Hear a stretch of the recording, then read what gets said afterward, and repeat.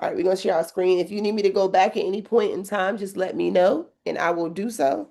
So from credit to legacy, this week we're talking about keys to homeownership, navigating the mortgage process with clarity and confidence. It is very important that when you get out there and you start looking at home loans, you start looking at different products, that stuff is scary. It is overwhelming. It's a lot of moving parts. It's like, wait, how much is this? How much is that? How much is how much is that? So we're gonna walk through that process. I am a loan officer, but I am also, and most importantly, a real estate broker. And more important than that, I am a professional generational curse breaker. So everybody knows it about me, and I like to dismantle systems. I am a disruptor. I love disrupting systems and dismantling systems and helping other people learn how to do that and how to live life freely and on their own terms. It is important to me that a few things happen in my life. One, that I am free to come and go as I please. I don't want to be beholden to a job, a business, a, a school system, a man, because he got to move when I move just like that. Um, Nothing. I like to be free. I am very free spirited. I like to say, hey, y'all think y'all want to go live in another country for 5 months? And if that's not where you are in life yet, and if that's not where you aspire to be, I get it. If that's somewhere that you aspire to be, go ahead and put your hand up for me. And I'm not talking about just going to stay somewhere for a couple months, because some people have no desire to travel in ways that I do, but to just have freedom of your time. I think time freedom is the most important kind of freedom, and you can't get it anywhere else. You can't get more free than that. I think time freedom is the most free. And one of the best ways, which we talked about last week, is to get that time freedom through real estate. If we're talking about mailbox money, checks, that's what we're doing. I have a client, we're writing an offer for him today. I showed him, he's actually my investor in California. I showed him a property and he said, all right, Marquita, how quickly can I buy the next one? We haven't even bought this one, because he understands wealth and he understands how it moves. And so he's like, yep, I'm 40 something years old. I need to start building my portfolio. And, I had a major life scare and I need to start building my portfolio so I have something to leave the next generation. So that's when we talk about home ownership. Home ownership is one pillar of that.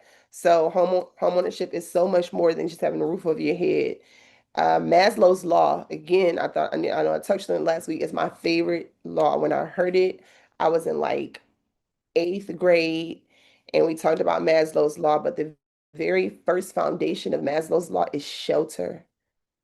Because if people are not sheltered, the first one is stability, and stability inside of that stability is shelter. And a part of that, believe it or not, a part of that stability, one of the key things that he says is home ownership. That's a part of his stability, right? So a part of that stability is home ownership. A lot of people don't know that. So I have a lot of clients and I say, oh, they're like, oh yeah, well I rent. Da, da, da. I'm like, oh yeah, that's cool. But where's the stability for you? So here's a few things that happen for you when you own a house versus when you rent a house.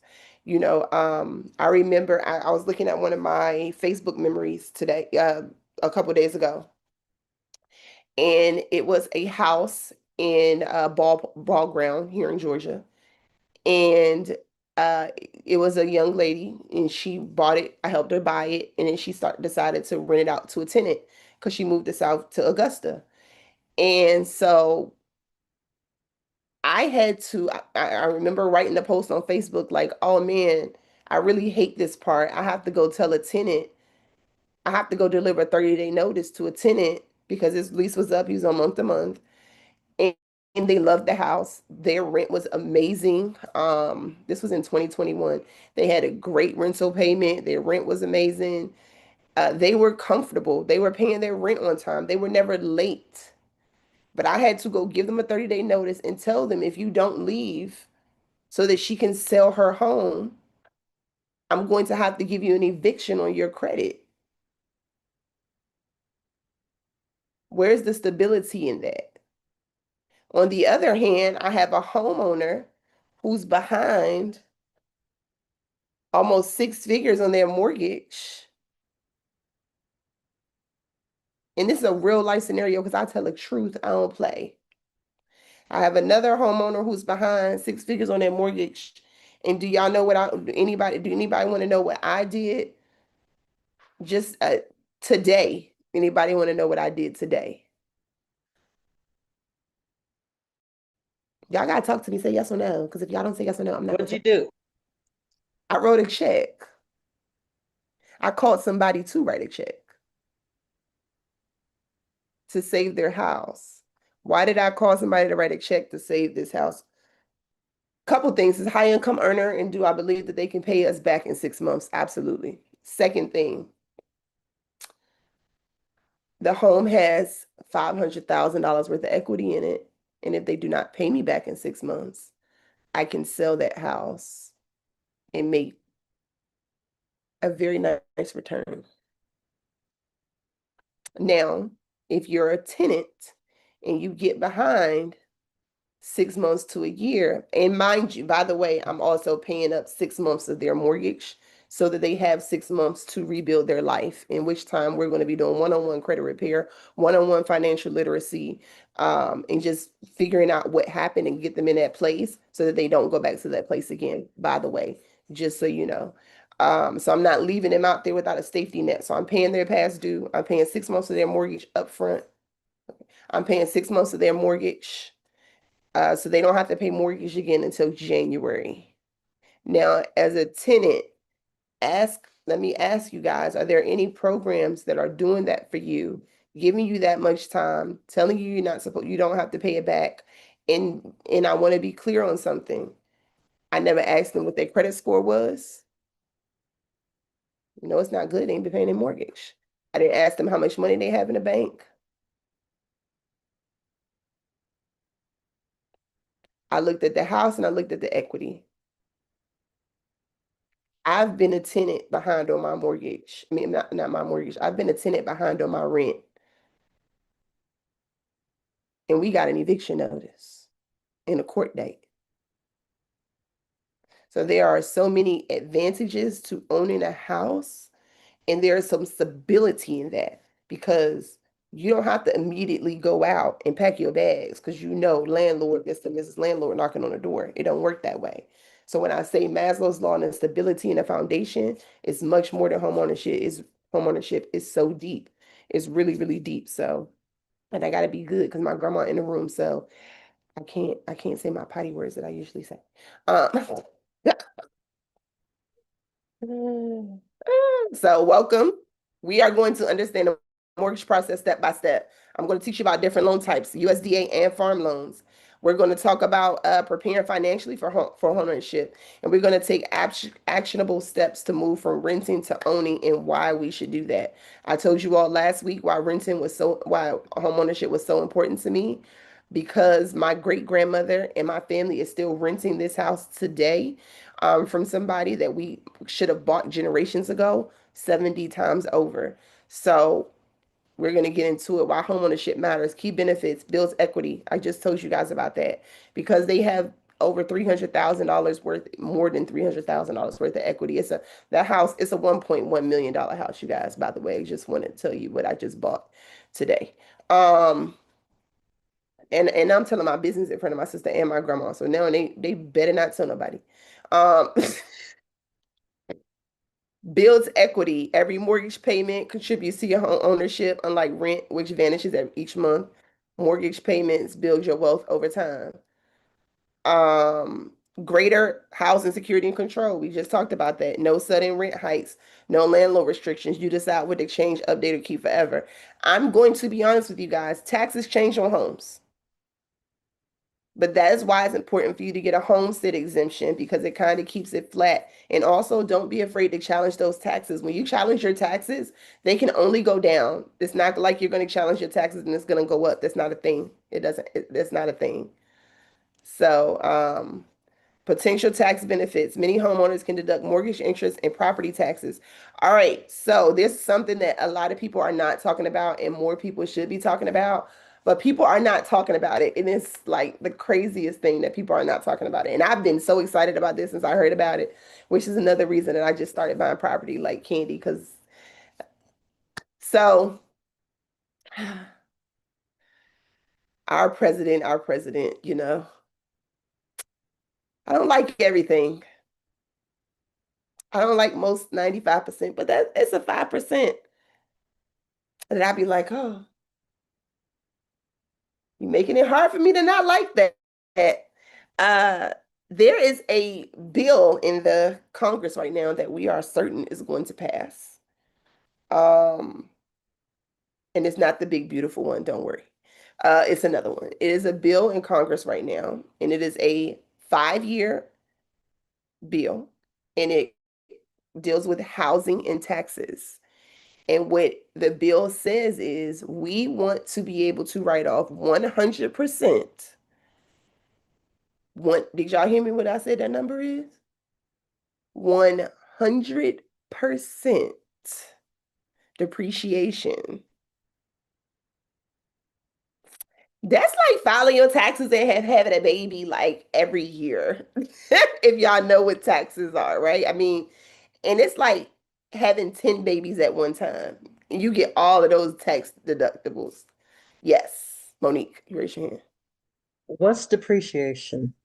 Okay, so depreciation is what it costs to run your house. So if you're a landlord, you can write off any so every year you get a blanket amount of depreciation that the house is going to go through, right? So every year that you got the same roof, you can write off a certain amount of depreciation.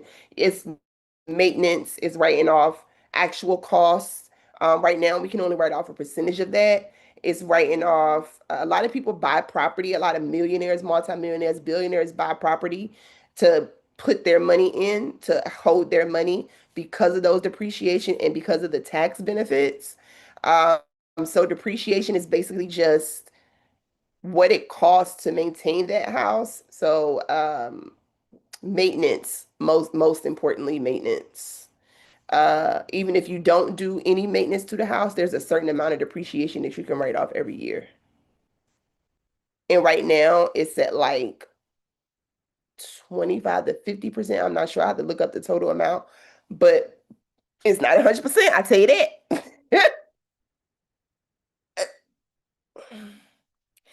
In the next 5 years,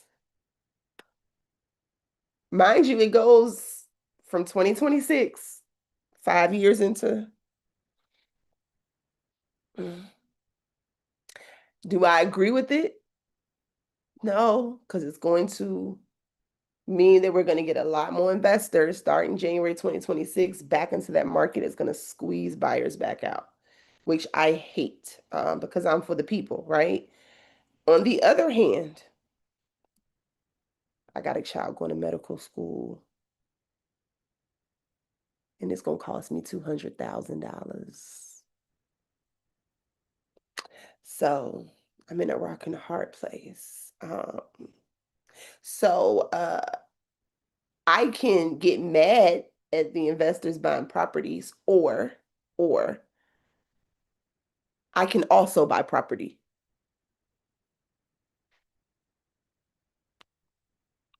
And I choose to just, I'm going to also buy property, which is what we're doing now. And I'll tell y'all more about how I'm buying properties right now. By the way, I'm buying properties. I haven't used a dime of my own money.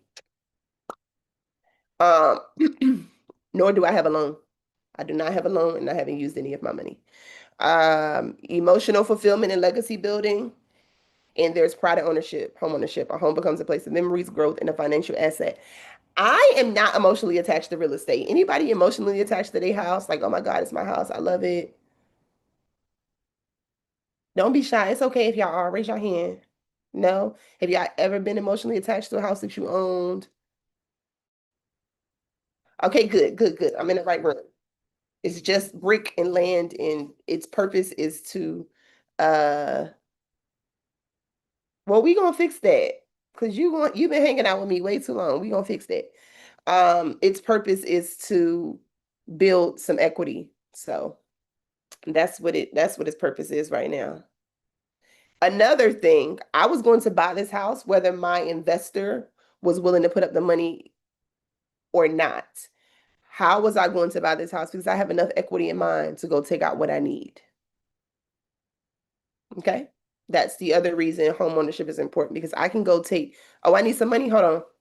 And I can go leverage a loan with minimum interest rate with the minimum interest rate. 8 to 9% is not bad when you think about a credit card or a loan, a business loan or a hard money loan or something like that. Um, and $100,000, it'll probably cost me $500 a month. No big deal. I can handle that, right? So yeah. And we talked about credit last week, so I'm not gonna really hop into there like that. Yeah. Oh girl, I'm bad. I'm really good at what I do.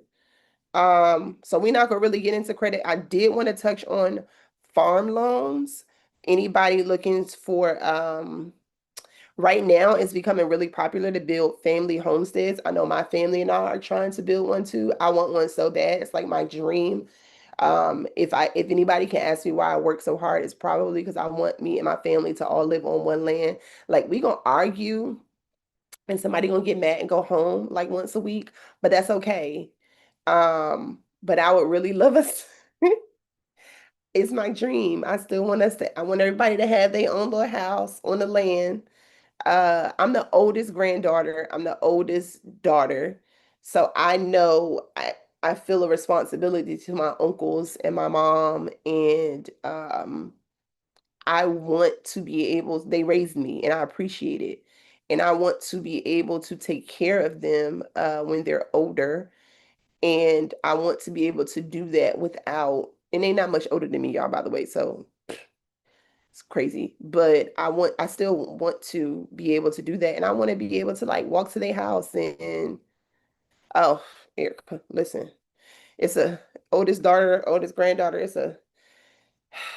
It's for warriors, that title. Uh, it's rough. Yeah, but that's my dream. So I've been really, really looking into farm loans. I've been looking into those heavy. I've been looking into construction of perm loans. Construction of perm loans are my favorite. Because if you do you know that if you buy a property, if you buy some land, I got a few, I don't think Tamika's here, but I had some people on last week that bought some land in Macon. Because they already bought the land, when the bank, if they go do construction of perm, and construction of perm is just, and I want to make sure I explain everything. Construction of perm is when it's one closing. So you're gonna close on the property. You're gonna give the loan officer, me. You're gonna give me all of the specs for the house. You're gonna have an architect with you. You're gonna tell me how long it's gonna take. You're gonna give me the builder's information, and I'm going to upfront finance the build of that house. And during that time, you're going to pay interest only payments. Okay. So very small payments. After the house is built, 60 days after that, then you start to pay the full mortgage, and you will know what the mortgage is. Why I like construction of perm. Say, for instance, somebody decided to do construction of perm in 2023 when rates were still high fives, high fours, low fives, right? And they didn't finish it until 2025, right? Um, or 2020, yeah, 2024, 2025, when rates are now 7 and 8%. Guess what? That house and that equity is already locked in because we've already closed that loan. And you're only paying interest only on that property. So nothing changes when the house closes. You don't get a new higher loan rate. You don't get you locked in on what that rate was, unless you decide to do a refinance once the house is done. So you can do that with a VA loan, you can do that with a FHA loan, and you can do that with a conventional loan. No, I'm sorry, it's VA and conventional, not FHA. Mm. But that's a construction of perm loan.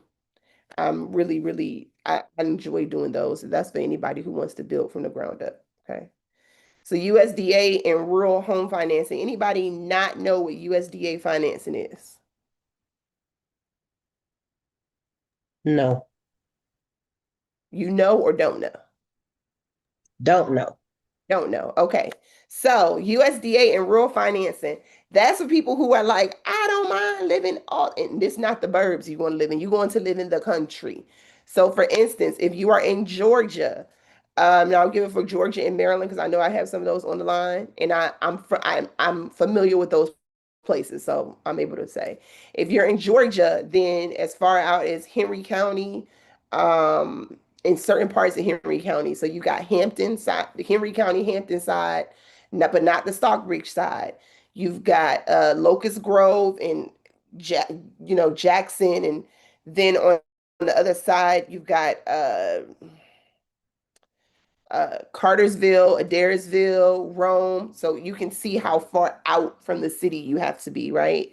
If we're talking about Maryland, we're talking about La Plata, like all the way out there, St. Mary's County, what's the other place? Calvert County, those places have USDA.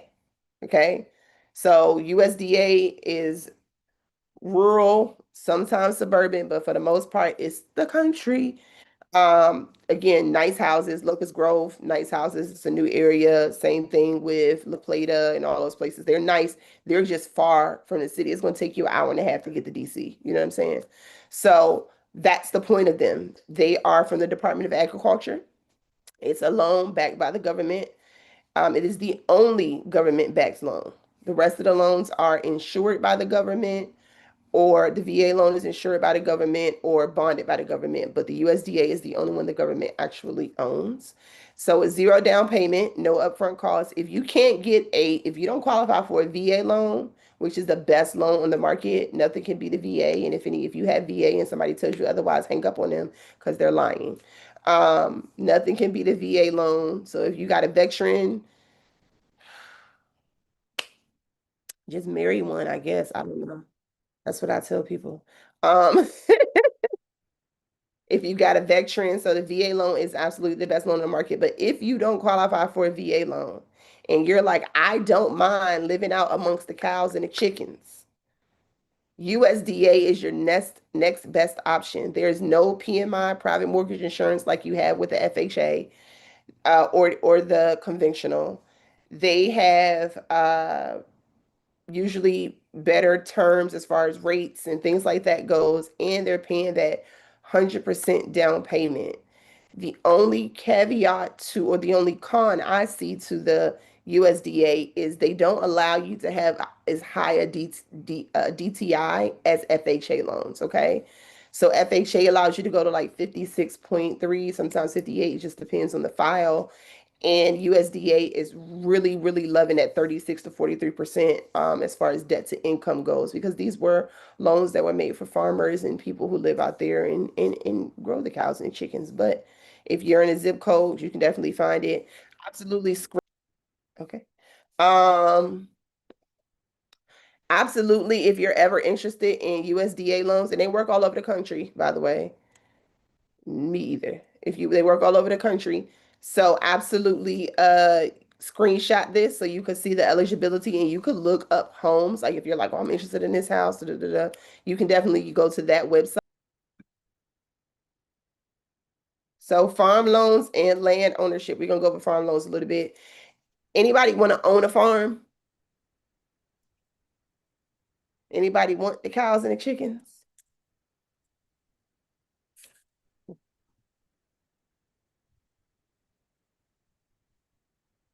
You want the cows, Erica? Okay. I mean, it's a lot of money in cows. Seriously, like farming cows and all that stuff. Just the chicken and the eggs. Okay. All right. So we got somebody to do cows, somebody to do chickens.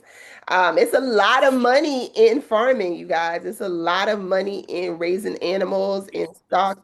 Orchid. Okay. Yeah. Orchid. Yeah. Yeah. Yeah. I like the orchid.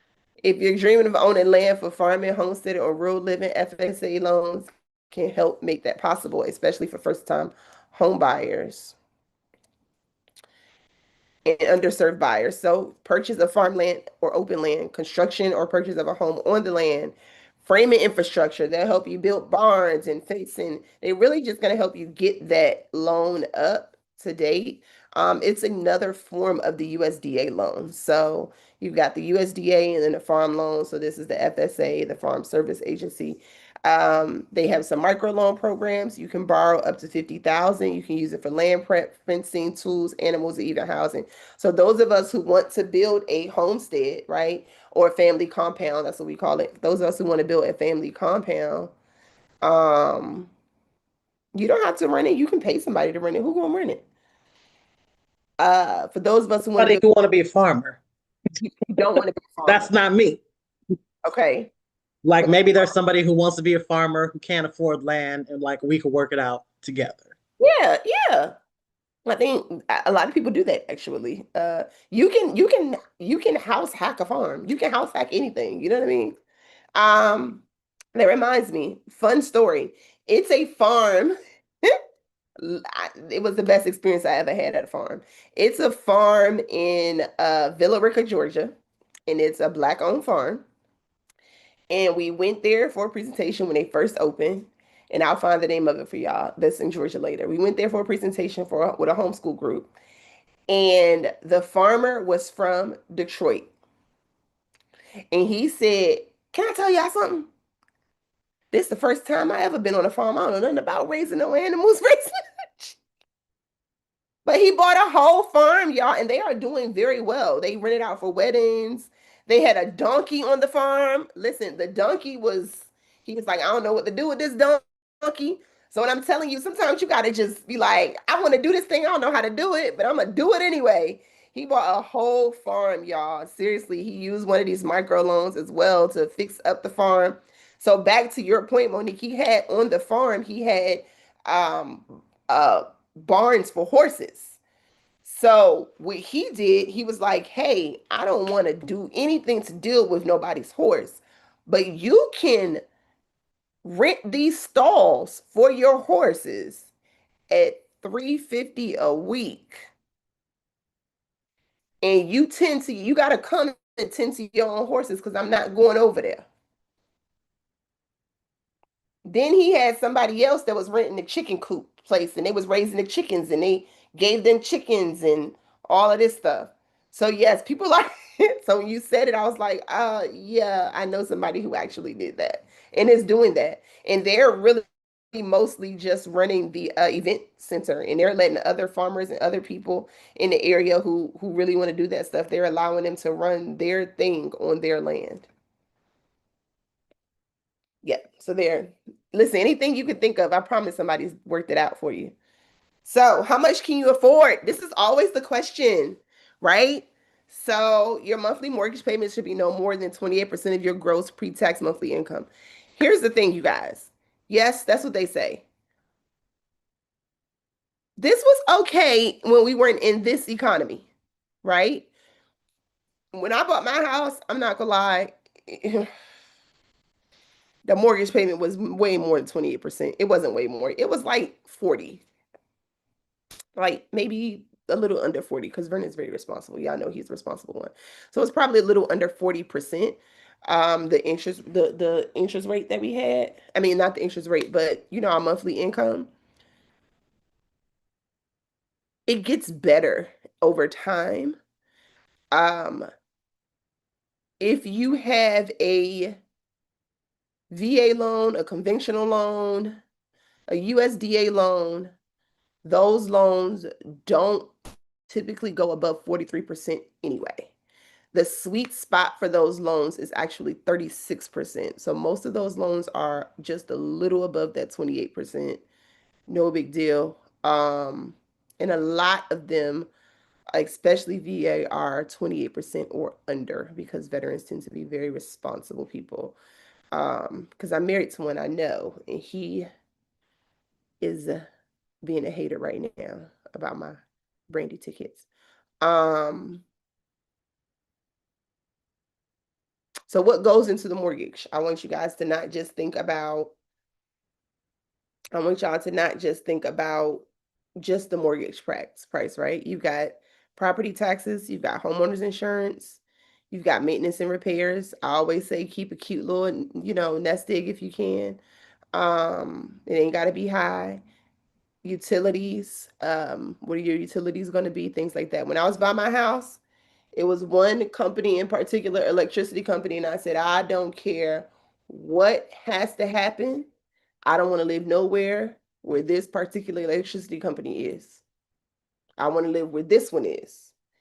And I did that. I checked every address that because that was what was important to me.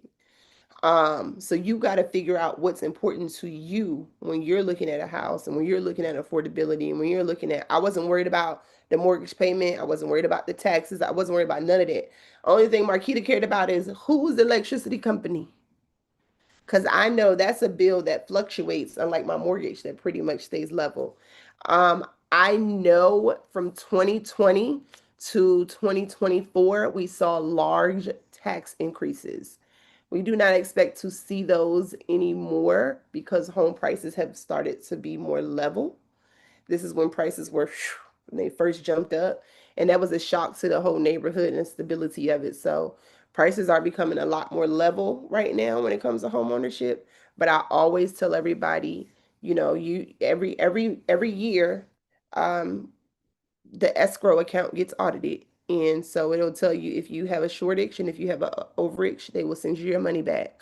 So I always tell everybody, hey, if you can, always go ahead and throw extra money into that. If you got extra money, like I want to make an extra mortgage payment, instead of an extra mortgage payment, go ahead and make an extra escrow only payment, right?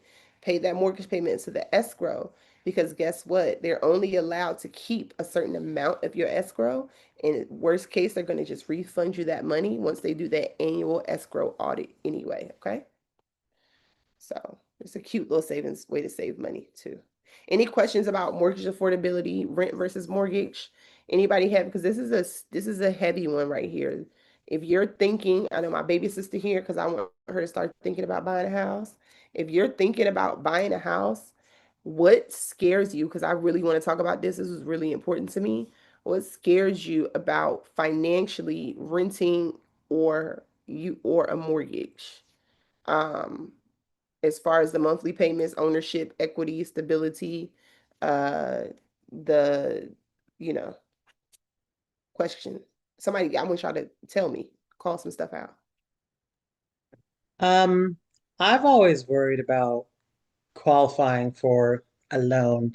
Um, I'm, I think, like a lot of our community, I come from a family where we haven't owned houses. Mhm. I don't even have a lot of friends who own houses. And so it's just something that seemed like out of reach as far as qualifying, which, as you spoke about before, for us, there's been a lot of barriers put in place to keep it that way. And so I always just thought like that's not going to be achievable for me. Have you tried? No,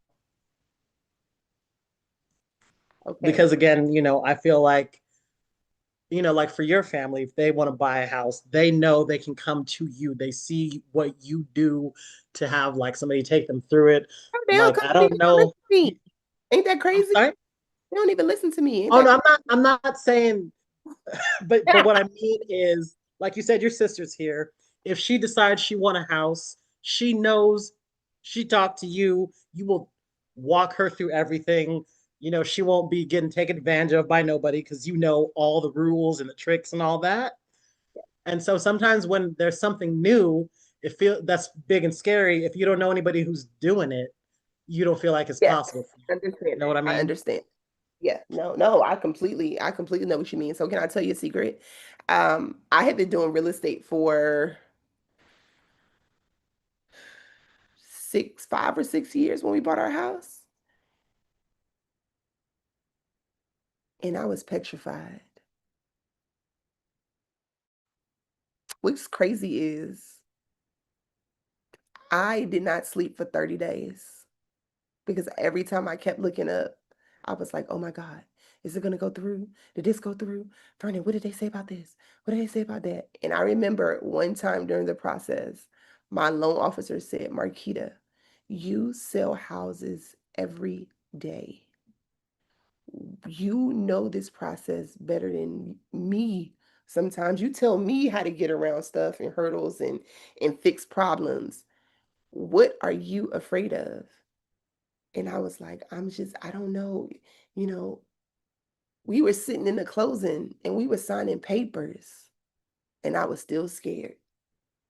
I didn't unpack my house and my sister lived there. She can attest to this. And nobody noticed but me, but I did, right? Nobody knew how scared I was. I didn't say anything. But I didn't start packing my house till like a year in. I didn't start actually getting comfortable buying stuff, furnishing it, nothing. Because I kept thinking somebody was going to come take it. That is a fear that they put inside of us. We did not put it inside of us. and it was put into our grandparents, it was put into the generation before them, it was put into 7 generations, right? Have we even had 7 generations in this country yet? Right? I can count 5. When I was born, it was five generations of us living at one time. And I mean 7 generations of being free, right? It's not. Um, my grandfather's 80, 83, 84, right? And he was around during segregation. Um, my grandmother's on the phone on this call right now. She was around during segregation. So how we haven't had a lot of years generationally, right? Of us, we haven't had a lot of years generationally of us owning anything. We haven't had a lot of years generationally of us being free to own anything. In our credit class last time, we talked about the fact that credit became a thing that we actually didn't get access to until 1989. I was 3 years old. So we've been taught to be afraid of a system that they literally created to keep us out. So of course we're petrified. It's normal. But we have to push past that fear and go do it. So I am happy to hold your hand. I don't care what stakes you're in, and I will get somebody, no matter what stakes you're in, to hold your hand. Um, See, yeah, Miss T said my great grandma died when I was 8 at 101. Yeah, in 1981. And my great grandmother died when I was 11 or 12. So when she was 96 at the time. So I was 11 or 12. Yep, I remember. It was 5 generations living at one point in time. So, um, Erica, yeah, I understand the afraid to be tied down to one place thing. So, because I like to move around, move and shake. But the good thing is that this is Atlanta. Um, Short-term rentals are amazing. So if you're like, hey, all right, I'm out, I want to go do this other thing, you can, and you're not going to be in the property. You can short-term rental the property, make some money while you're gone to do whatever you're doing. We're going to short-term rental our house this year while we go travel. We haven't decided where we're going yet, but we're going somewhere for the winter. While we go travel this year, we're going to rent our house out because I know I can make at minimum 6 grand a month. That's I'm not gonna tell you my mortgage payment, but let's just say 6 grand a month is gonna be a good day. Okay. So you don't have to be tied down. The house can sell, or we can use it as an investment, which is, my favorite thing. Erica know that's my favorite thing. Money, money, money from the house, making money from the house. So down payments and closing costs. We went over this a little bit last time. So you got 0 to 20% depending on the loan type. Closing costs 2 to 6% of the home price. Prepaid, and that's just what they can, what the costs are.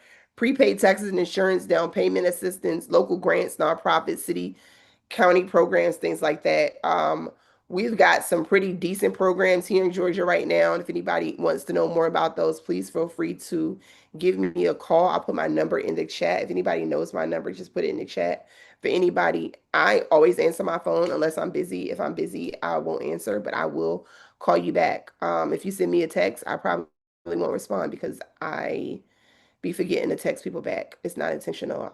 In my head, I'd be like, did I text him back? And then it'd be like 5 days later. So if you want me to stop in my tracks, call me and I'm happy to explain all of the programs that we have here in Georgia. Prepaid taxes and insurance and down payment assistance. The seller can handle the seller can pay closing costs.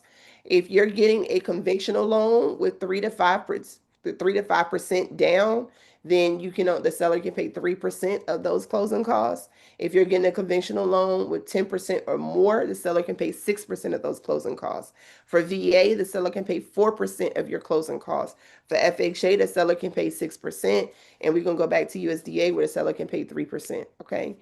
Everybody got those? And that is of the purchase price, by the way, in closing costs. So if the house is $3,000, $300,000, they can pay 9,000, whatever that 3% if it's conventional, or if it's or the 4% if it's VA, or the 6% if it's FHA or conventional above 10%. Okay. Uh, Mortgage step process. Monique, this is the part where you keep getting scared at. So I equate home ownership, and I know you had a baby, so I'm gonna just talk this out for you. Uh, with your beautiful daughter, and you remember, I remember you was pregnant and everything. So we're gonna talk about home ownership in terms of pregnancy, and we just come off mic. I'm gonna ask you a couple questions, okay? Um, Okay. when you're pregnant with your daughter for the first time, were you at any point in time petrified? I was because she was my third pregnancy. I lost my first two. So that was Lost the baby, absolutely terrifying. but you were petrified every move she made. Am Hmm. I when you were sick?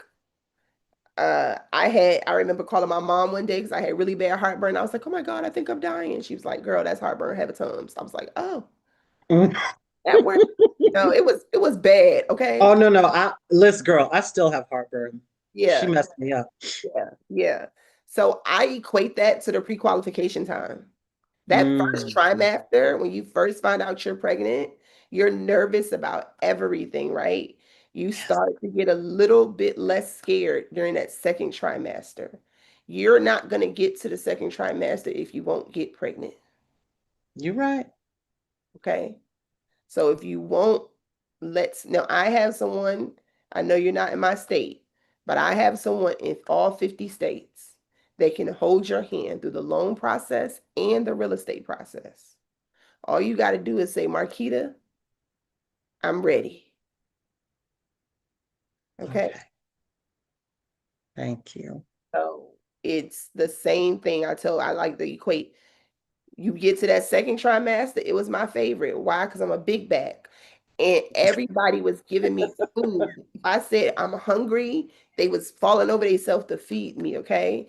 My stepfather-in-law, Vernon's father-in-law, stepfather, listen, that man kept a cooler full of food only for me.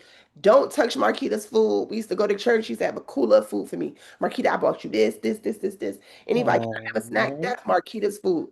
Listen, I was a big bag. I like the pre-approval time because that's the time that you get to go out and show property. But it's also the time that your body's getting bigger. You making sure you don't tip over because your stomach getting bigger. You know what I mean? Different yes. set of problems. You know what I'm saying? It comes with its own anxieties.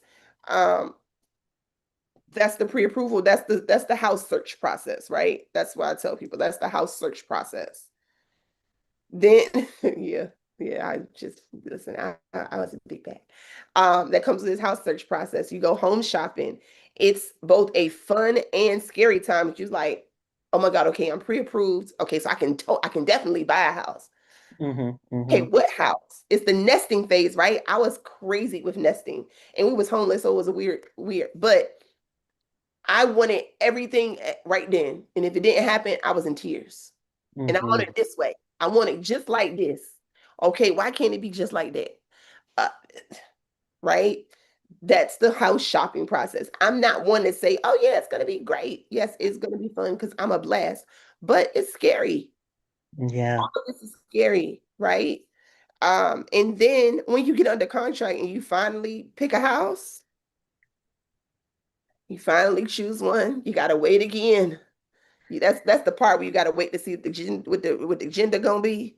And then they do the gender reveals now, right? So you gotta wait again. That's the inspection and the appraisal. And all right, I had complications with my son, so it was a lot of like, what they gonna say this time when I go, right? So Mm. that's Hmm. the appraisal and inspection process. Once you get through that, now you got to go to the underwriting. I don't know about y'all, third trimester, baby, don't talk to me. I ain't want to talk to nobody. I ain't want to see nobody. When is Hmm. baby coming?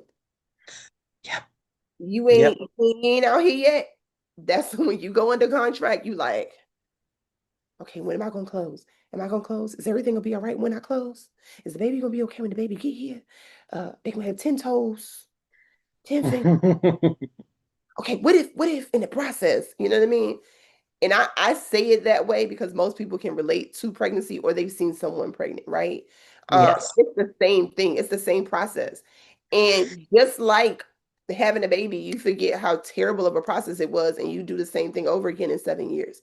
Um, because the average person sells their house in 5 to 7 years, and they do the whole thing over again because they forgot how annoying it was. Mhm. And at this point, they're like, this baby is worth something. Hold on.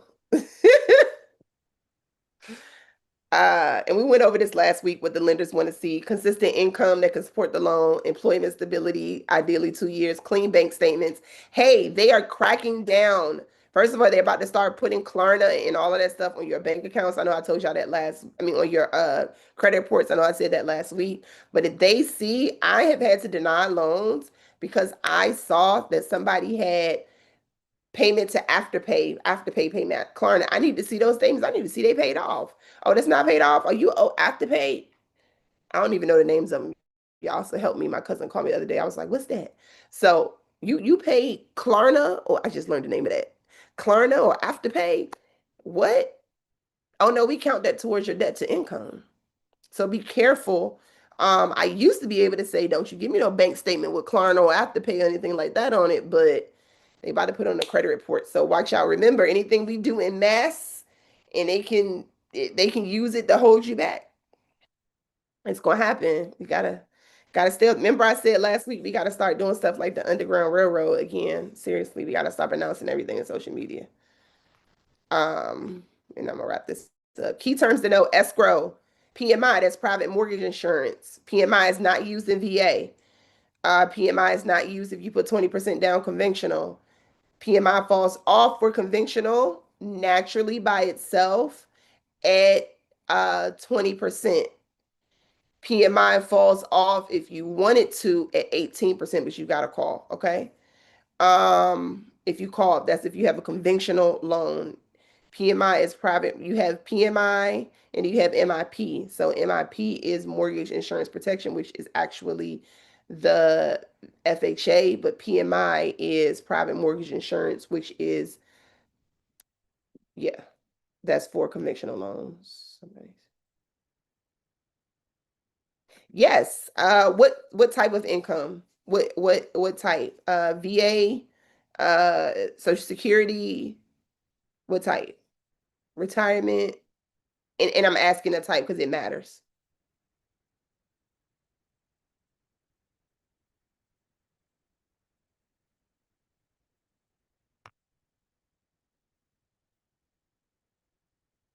Okay. So Social Security actually has 125% markup because it's consistent income and it's come from the government, so they know they're going to use it. So for instance, I'm about to, because I like to just tell y'all my husband's business. Don't tell him I told y'all. Um,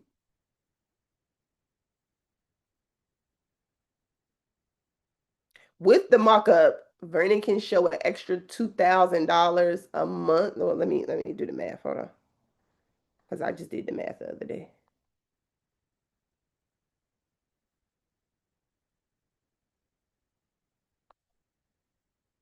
So it's usually 100%. So there's no tax deductions, anything like that. So you can take the full amount, the full payment amount. So if you make, say, $2,000 a month from Social Security,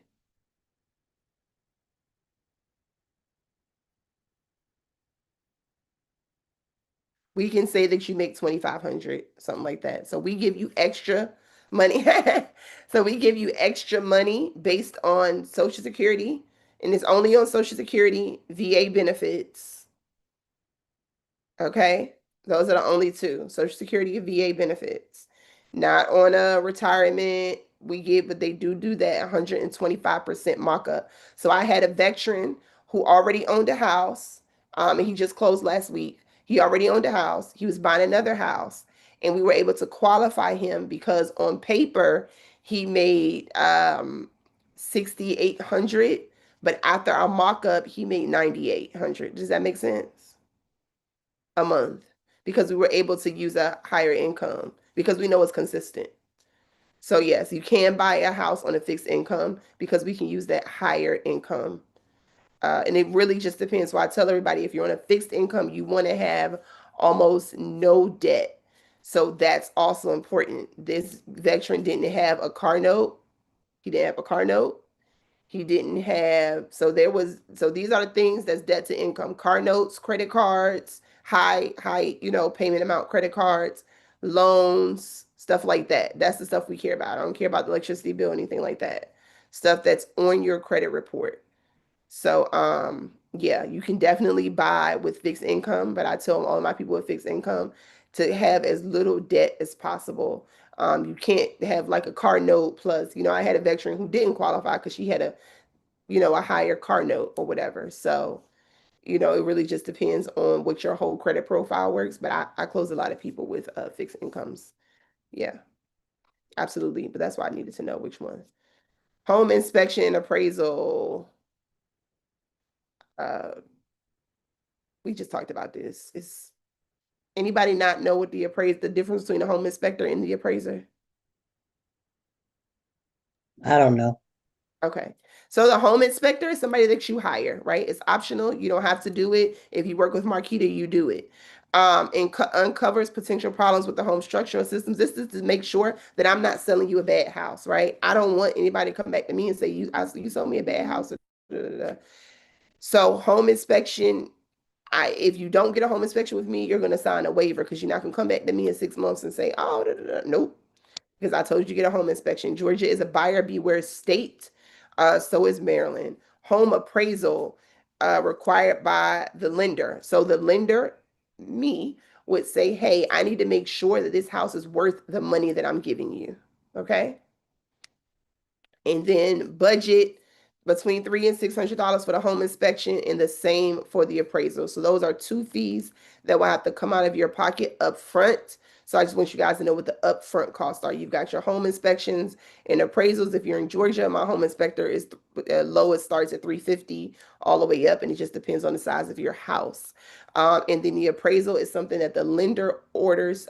Your realtor does not order that. If I'm the realtor and not the lender in that scenario, I don't control those fees. Those fees are controlled by the bank. And with that, appraiser charges, and we pass that on through you. If we got you all of your closing costs paid, hopefully that's a fee that can come back to you at closing. And that's usually my goal, especially with my veterans, to get them back their money at closing. Okay. If we don't leave here with anything else, Monique in particular, I want you to know that you are capable of owning a house. You just need preparation. You need an accountability partner. You need somebody to cheer you on. You need a cheerleader. I am really good at that. You need a realtor you trust. If you're not in Georgia, if you're not in Maryland, I can still help you. I have a team all over the country. Just let me know. Lender who educates, not pressures daily. My affirmations, daily affirmation: I deserve a home that brings peace, pride, and purpose. I say a daily affirmation every day: may whoever need me find me. I really believe that I'm the vessel to help further our generation and future generations into legacy and freedom, in particular, especially financial freedom. And buying property is literally the first way to start actually developing that financial freedom. It's really, really important to me. If y'all don't listen to anything else I said today, absolutely take into the account that, one, you deserve a property on the land that your ancestors died and bled on. The land is theirs, which means that it is yours, and you should go back and take it. And if they didn't give it to us with the 40 acres and a mule, we are smart enough now to go and get it through the means in which they use to keep us out. So we can now put ourselves in those same positions to go back and take it and reconquer the land. That is more important to me than anything else. I tell people, if you qualify for some dirt, buy the dirt. The only thing it's going to do is help you in the long run. As long as you take care of it, you should take care of everything that's given to you. As long as you take care of it, it's going to bless you immeasurably. Owning a house has been such a blessing to me in my life, and been such a blessing to my family. And it's helped us to achieve some things we never thought that we could achieve. And just having that stability for my kids and having that structure for them, um, really elevates them in life and who they are because they're more confident. They can decorate their room, they can do anything. I first started wanting to do real estate because it came from a place of pain. When I was growing up, we was on Section 8, and so y'all my business. I'm from Southeast DC. It is what it is. And I'm born to a single mother, and my daddy was murdered when I was 6 months. So I grew up in the projects of DC, and I remember my mother. Uh, in second grade, I got a president's award, and they told my mom she's too smart.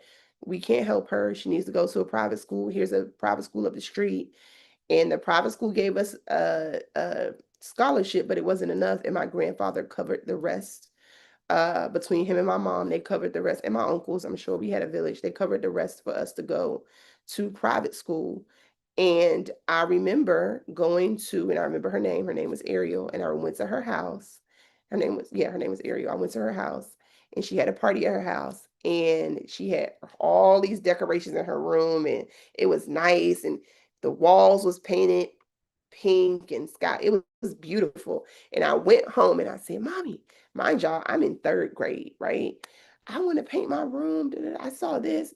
And she said, Girl, we on Section 8. We can't paint nothing up in here. And that never left me. So the first time that I learned about real estate, the first time I really understood real estate is so that I could heal that little girl that could never paint her room. Because, girl, we on Section 8. And now my kids can paint their room and other stuff if they want to. And that has been a blessing, and it has healed me. So, oh, thank you. Okay. Yes. All right, Miss T, let's go. You in good shape.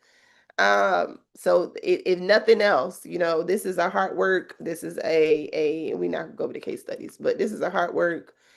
This is really important to me, buying houses, owning property, all of those things. Here are the tools and resources. Please look into USDA farm loans if you're thinking about that. HUD.gov helps with buying and gives you some tools on that. You could do credit counseling. If you're in Georgia, I actually do free credit counseling. Rocket more apps. Don't y'all go into Rocket Mortgage. Y'all want to know some numbers? Just call me, please. I actually have Rocket Mortgage. I have the product, so I can just pull up the calculator in the back office. Don't you go in there, they're gonna assign you to somebody, you're gonna get nonstop emails and phone calls. I'm just trying to tell you. Um, bank rate calculators, books, the mortgage encyclopedia, home buying kit for dummies. Again, y'all could use all these things. I know some people are not going to talk to me, but just call me. I've been doing this for a long time. I've been freeing people for a long time. I have gotten, I have helped so many Black women come off of Section 8. I am so proud of myself for that, right? I have helped change the lives of so many other children who get to paint their bedrooms because it's been my dream to. So I don't just help just the one that just to buy a house. It's not just about that. It's how do we help the whole person heal in this situation so that we can start to amass wealth and leave things for the next generation. And that is a legacy that I'm very proud of. I'm happy to help people go to the next level in their life. Anybody have any questions, comments, concerns? Anything I didn't cover? She was like, I really hope she talked about that. Do we feel a little bit better about the mortgage process? Yes or no? I want my sister to tell me if she feel better about it because she about to buy a house.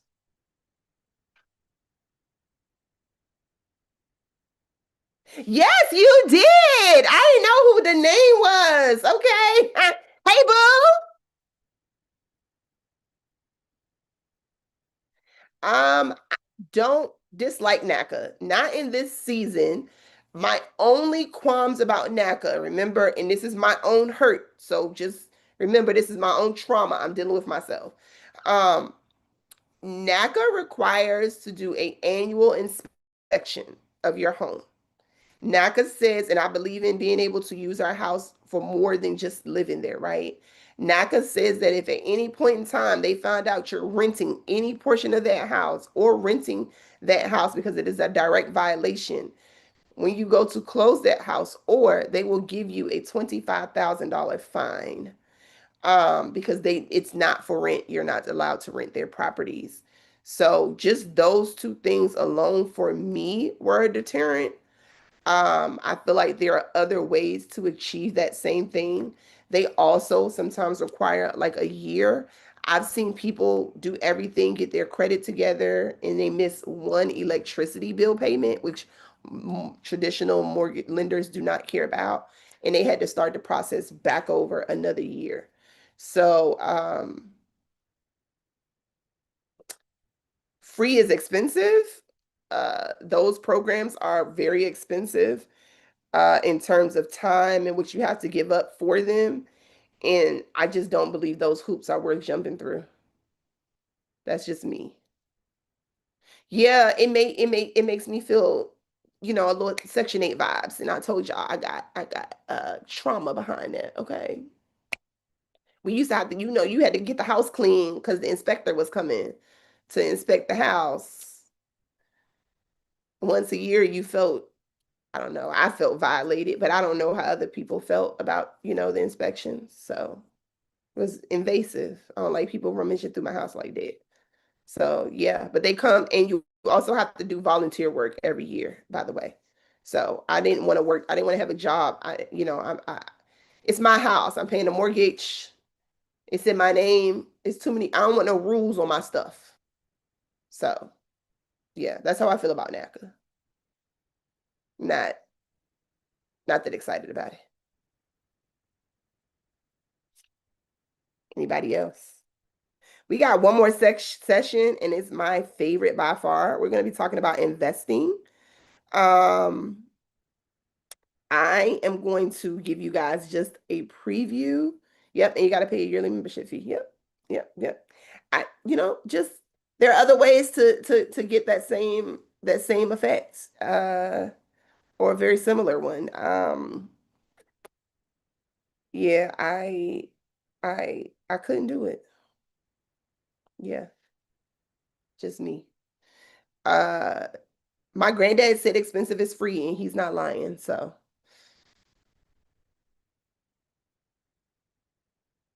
yes, it's for profit for some. Bank of America is one of the bigger banks that I know runs it. Um, I mean, I think it's a good program for people who really, really need it. Just like all of the Habitat for Humanity and things like that. If that's the only way and you really need it, and it's too restrictive for me. So it's not something I recommend, because I feel like homeownership should mean freedom and not restriction. So I know some people who got it and they love it. I have somebody in Georgia that I'm happy to recommend NACA clients to. I don't deal with it because I don't believe in it. And it's my own personal convictions. I believe it's another form of bondage, and I'm also very careful about who things are marketed it to. When they market these home buyer programs, or they market these things, we got to start reading the fine print. And if you don't understand the fine print, throw it in ChatGPT and say, "Hey, tell me what they're hiding," and you will be amazed to find out what that is. So just, not. I don't want to buy restriction, is what I'm saying. That's not that's not the goal here. So, any more questions? Well, if not, I'm going to get out of here. I do want to give y'all a preview of next week. I am starting a investment group, and my investment group is low cost. It's meant for the low cost investor. Um, it's very low threshold to get in. There are different ways you can do it. It's an investment group that is also, oh, okay. It is an investment group that is also going to be helping distressed homeowners, um, who are behind on their mortgage. It's called a mortgage rescue program. And it's going to be benefits to the investor, but most of the benefits are absolutely going to be to that homeowner because I believe in saving ourselves first. So I will tell you guys more about that next week when we talk more about investments, and we're going to be talking about different forms of investments. What would you say to change the perspective of someone who may look at ownership as bondage? I would need to know why we're looking at it as bondage first. We're taught to look at it as bondage because of the propaganda that's been given to us um, through the TV, through family, through and be clear, when our family was yeah, but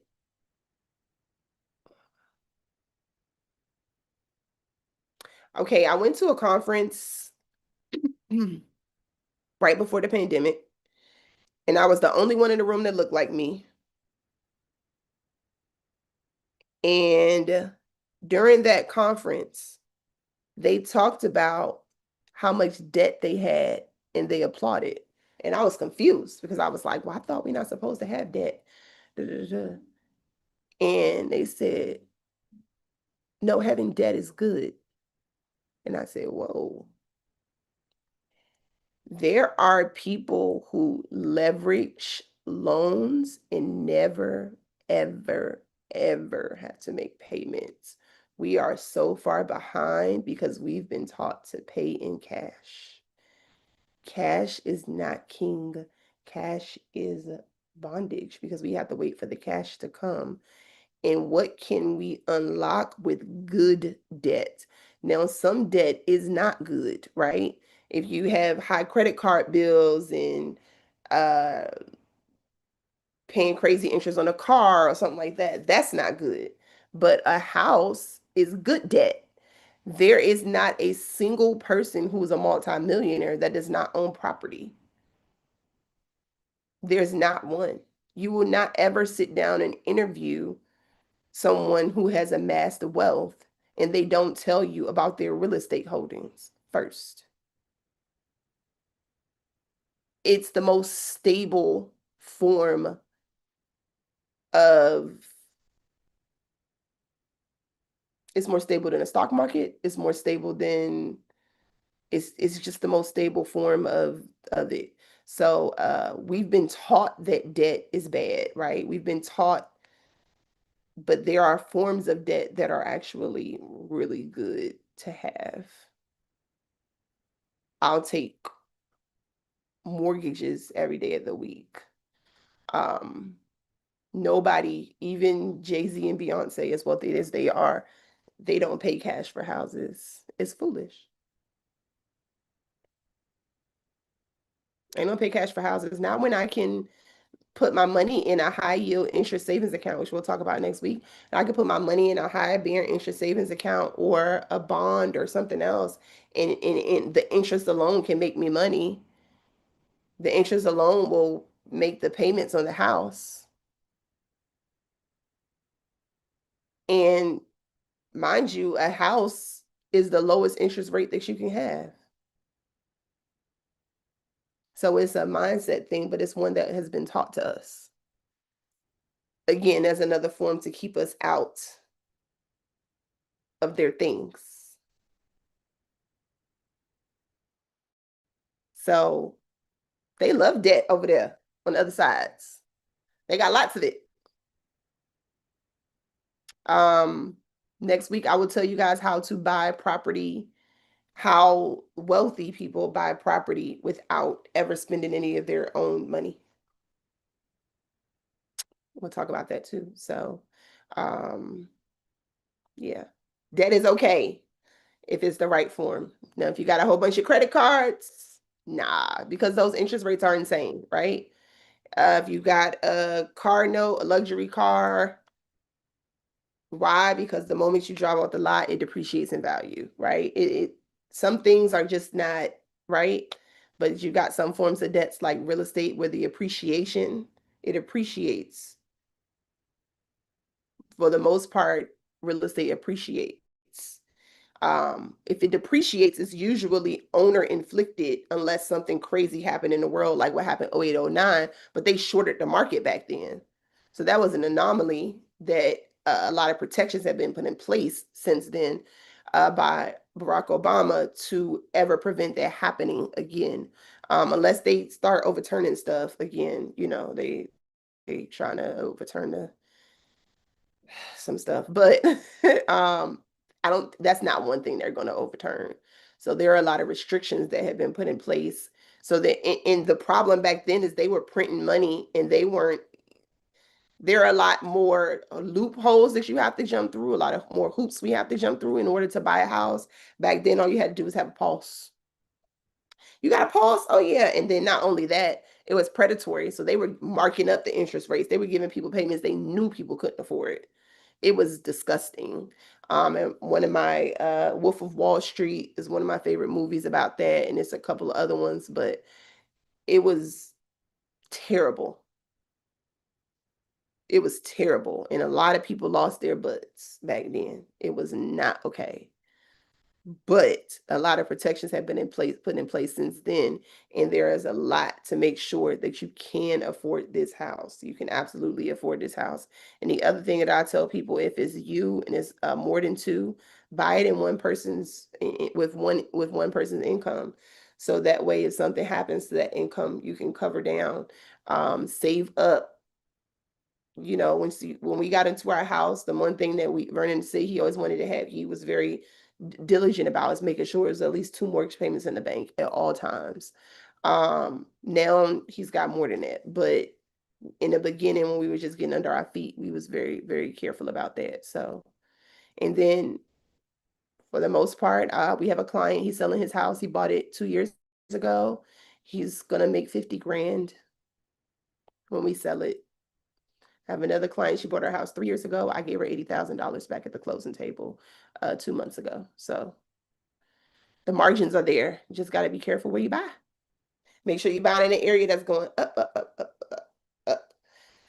And most of them are in Georgia. So we're not worried about that over here. We are the fastest growing real estate sector in the country, and we have been since 2016. No. So if you use the two incomes, you both have to go in the mortgage.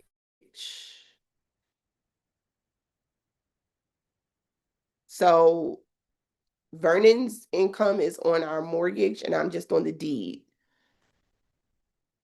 But if you use two incomes to qualify, then you both have to go on the mortgage. Yeah.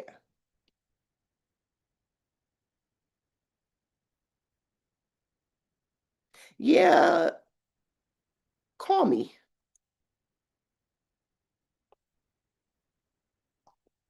Call me tomorrow. Let's chat. Okay. All right, y'all. I gotta go. I have to get back to the night session is starting in like 4 minutes. So I gotta run downstairs. It has been great. If anybody has any questions, please, please, please call me. Next week, we're going to be talking about investing. So if you know anybody who wants to get into investing, wants to learn how to leverage other people's money. Oh, it's my pleasure. Thank y'all so much for showing up and joining me. Anybody who wants to learn how to leverage other people's money to make money, please be here next week so I can tell you how I'm about to make 6 figures without using any of my money. Talk to y'all soon. Bye.